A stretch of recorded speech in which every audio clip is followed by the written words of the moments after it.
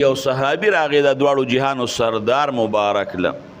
او رسول الله مبارک ته وی د الله رسوله داسې سوچونه او داسې خبرې ما ته واقع کېږي چې زه ښکاره شم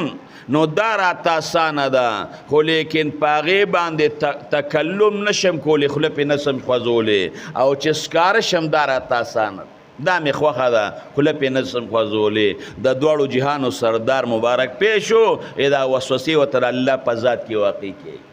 بس پوه شو رسول الله مبارک د دواړو جهانو سردار مبارک وی الحمدلله حمد او ثنا هغې ذات لرې ده چې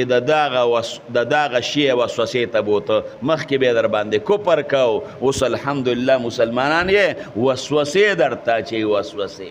نو داسې وسوسې به درته اچوي چې هغه ویلې نشي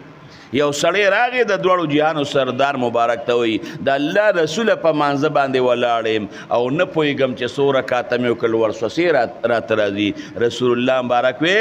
دا شیطان دی وایي د ده نوم حنظب دی